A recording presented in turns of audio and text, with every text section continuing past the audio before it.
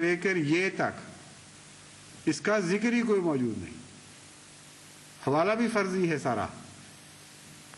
عجیب یہ ہے، حکومت ظلم کی بھی حد ہوتی ہے کہ اتنا فرضی قصہ گھڑا ہے کہ کوئی اس حوالے کا ذکر اذکار ہی موجود نہیں ہے سارے الفضل میں، اس مضمون کا، اور اپنی طرف سے باقاعدہ دنیا کو دھوکہ دینے کے لیے ایک حوالہ گھڑ لیا۔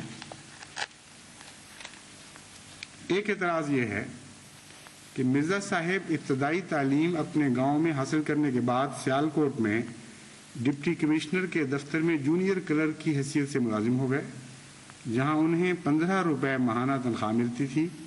بعض اہل قلم نے لکھا ہے کہ مرزا کو گھر کا کچھ مال غبن کرنے کی پاداش میں ان کے باپ نے گھر سے نکال دیا تھا، اور اسی وجہ سے انہیں قادیان سے نکلنے اور سیالکوٹ میں معمولی سی ملازمت اختیار کرنے پر مجبور ہونا پڑا۔ تقریباً 4 سال تک انہوں نے یہ ملازمت کی اور 1885 میں اسے خیر بات کہا۔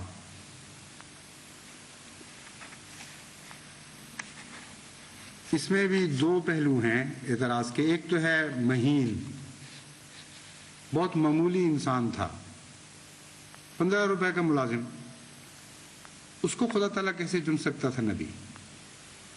وہی فرعون والی بات یہاں دہرائی گئی۔ اور پھر دوسرے یہ کہ نوکری کی، نبی جو بننے ہوتے ہیں وہ تو کسی غیر کی نوکری نہیں کیا کرتے۔ تیسرا اس میں یہ افتراء ہے سراسر کہ حضرت مسیح موعود علیہ السلام نے نعوذ باللہ من ذالک اس زمانے میں کچھ چوری کی تھی اور وہ گھر سے نکل گئے تھے۔ اس کے متعلق ہم نے تلاش کیا کہ کہیں کوئی واقعہ ایسا ملتا ہو جس پر انہوں نے بنا کی ہو، تو سیرت مہدی کی یہ روایت ملی کہ ایک دفعہ حضرت مسیح موعود علیہ السلام اپنے دادا کی پینشن لینے کے لیے سیالکوٹ گئے، تو مرزا امام الدین جو آپ کے خاندان ہی کے ایک فرد تھے، غالباً کزن تھے آپ کے، وہ صاحب پیچھے پیچھے گئے اور دھوکے سے حضرت مسیح موعود علیہ السلام سے وہ رقم ہتھیا لی اور حضور کو چھوڑ کر آپ بھاگ گئے۔ اس شرمندگی کے نتیجے میں حضرت مسیح موعود علیہ السلام قادیان واپس نہیں گئے، اور یہ بہتر سمجھا کہ ملازمت کر کے میں گزارا کر لوں بجائے اس کے کہ اس نقصان کے بعد میں گھر والوں کو منہ دکھاؤں۔ یہ واقعہ ہے آپ کے بھول پن کا، آپ کے تقوی کا، آپ کی حیا کا۔ اور دھوکہ دینے والا نہ صرف یہ کہ احمدی نہیں تھا بلکہ شدید مخالف تھا۔ چوری وہ کرتا ہے اور الزام مسیح موعود علیہ السلام کا۔ آخر انہوں نے یہ ضرور یہ روایت پڑھی ہوگی تو یہ خیال گزرا ہوگا کہ اس کو الزام کے طور پر داخل کیا جائے۔ سراسر جھوٹ اور بے بنیاد اتہام ہے۔ حضرت مسیح موعود علیہ السلام کے متعلق تو جو شدید سے شدید دشمن بعد میں بنا، اس کی اپنی گواہی ہے کہ تمام عمر آپ نے انتہائی تقوی کے ساتھ گزاری، لیکن اس سے پہلے میں آپ کو یہ سمجھا دینا چاہتا ہوں کہ یہ الزام لگایا کیوں انہوں نے چوری کا۔ یہ الزام اس لیے لگایا کہ یہ عادی ہیں، نبیوں پر بھی الزام لگانے کے عادی ہیں چوریوں کے۔ کجا یہ کہ کسی کو غیر نبی مانتے ہوں، کجا یہ کہ کسی کو مفتری سمجھتے ہوں۔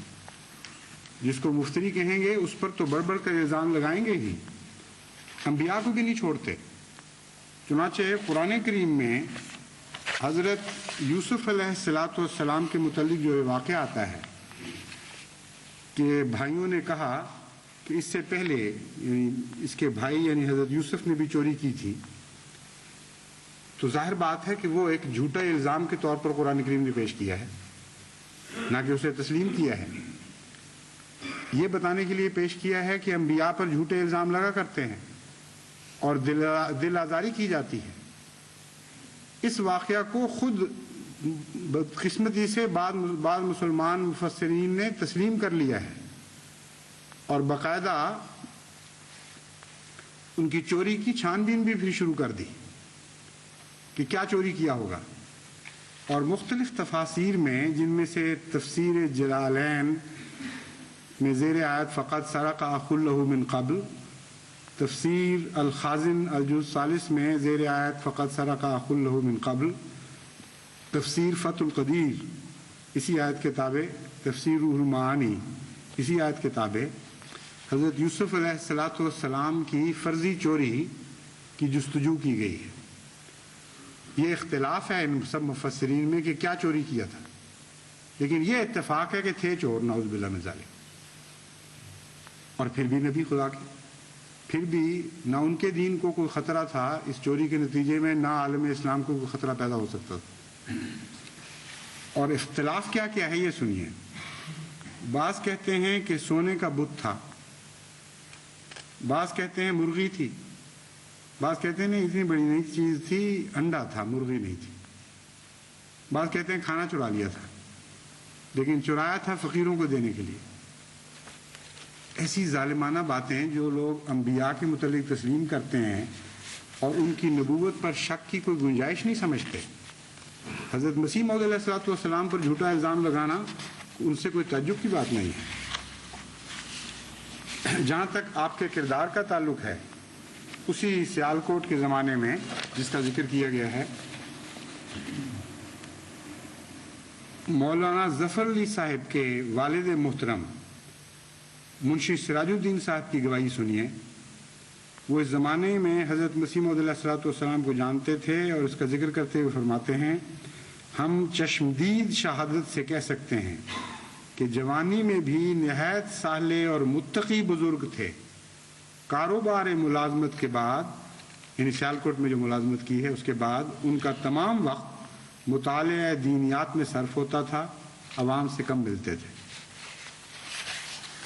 اور مولوی محمد حسین صاحب بٹالوی شہادت دیتے ہیں، مؤلف اس کا حوالہ ہے پہلا جو میں نے پڑھا ہے اخبار زمیندار مئی 1908۔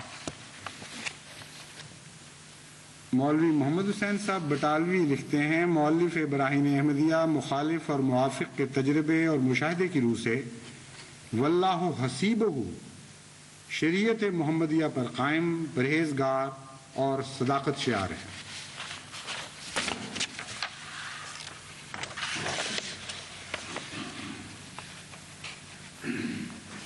اور جہاں تک غیروں کی نوکری کا تعلق ہے، اس کے متعلق یہی معترض دیوبندی اور اہل حدیث یہ خود تسلیم کرتے ہیں اور ماننا پڑتا ہے۔ قرآن کریم نے اتنا کھلا کھلا بیان فرمایا ہے، حضرت یوسف علیہ السلام کی نوکری کا ذکر فرمایا ہے، اور کوئی ویسی بے عقلی کی بات ہے، نبی نوکری نہیں کر سکتا، کوئی دلیل نہیں، کوئی بنیاد نہیں، کسی کتاب کا حوالہ نہیں، کیوں نہیں کر سکتا؟ لیکن قرآن کریم میں تو جیسا کہ میں نے بیان کیا ہے، کھلم کھلا ایک نبی کا ذکر کیا ہے، غیر قوم کی اس نے نوکری کی اور خود خواہش سے نوکری کی، مانگا اپنے لیے کہ مجھے مال کا شعبہ دو۔ حضرت یوسف کے متعلق اہل حدیث ایک عالم مولوی ثناء اللہ صاحب امرتسری یہ لکھتے ہیں، ہم قرآن مجید میں یہ پاتے ہیں کہ حضرت یوسف علیہ السلام کافر بادشاہ کے ماتحت انتظام سلطنت کرتے تھے۔ کسی ایک نبی کا فعل بھی ہمارے لیے اسوہ حسنہ ہے۔ پھر اہل حدیث 5 اکتوبر 1946 میں، یہ اہل حدیث امرتسر 16 نومبر 1945 کا حوالہ تھا، 15 اکتوبر 1946 میں اہل حدیث لکھتا ہے، حضرت یوسف علیہ السلام سے لے کر حضرت مسیح علیہ السلام تک کئی رسول اور نبی ایسے ہوئے ہیں جو اپنے زمانے کی حکومتوں کے ماتحت رہے۔ پھر تعجب ہے کہ وہ کیوں اپنے دین کے لیے خطرہ نہیں بن گئے۔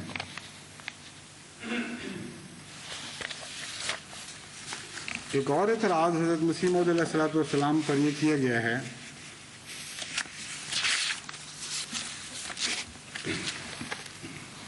کہ مرزا غلام احمد قادیانی اپنا شجرہ نسب وسطی ایشیا کے مغلوں سے ملاتے ہیں۔ اپنی ابتدائی تحریروں کے مطابق وہ مغلوں کی برلاس شاخ سے تعلق رکھتے تھے۔ کتاب البریہ دوسرا ایڈیشن 1932 صفحہ 134۔ بعد میں انہوں نے دعویٰ کیا کہ انہیں الہام کے ذریعے معلوم ہوا ہے کہ ان کا شجرہ نسب ایرانیوں سے ملتا ہے۔ یہ دعویٰ غالباً اس لیے کیا گیا کہ کہ رسول پاک صلی اللہ علیہ وسلم کی اس حدیث کا مصداق خود کو ٹھہرا سکیں جس میں آن حضور نے اشاعت اسلام میں ایرانی مسلمانوں کے کردار کی بہت تعریف کی تھی، تاہم وہ اپنی زندگی کے آخری مرحلے تک اس امر کا تعین نہ کر سکے کہ وہ کون سے سلسلہ نسل سے تعلق رکھتے ہیں۔ سب سے پہلے انہوں نے مغل قوم سے تعلق رکھنے کا دعویٰ کیا، پھر کچھ عرصے کے بعد انہوں نے بیان کیا کہ ان کا کچھ تعلق سادات یعنی آن حضور صلی اللہ علیہ وسلم کی اولاد سے ہے، اور بالآخر انہوں نے دعویٰ کیا کہ انہیں حضور الہام بتایا گیا ہے کہ وہ ایرانی الاصل تھے۔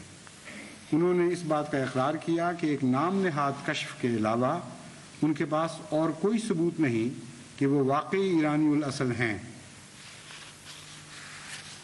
یہ سارا جو قصہ گھڑا ہوا ہے اس میں بہت سی باتیں ہیں قابل ذکر، میں ان کا ذکر کرتا ہوں آگے جا کے۔ یہ جو انہوں نے بیان فرمایا ہے کہ اس لیے یہ غالباً آپ نے اپنے آپ کو ایرانی الاصل قرار دیا کہ اس حدیث کے مطابق جس میں اشاعت اسلام میں ایرانی مسلمانوں کے کردار کی بہت تعریف کی تھی، اپنے آپ کو سچا قرار دے سکیں، اس کا مصداق ٹھہر سکیں۔ یہ بھی ایک تلبیس کا ان کا کمال ہے۔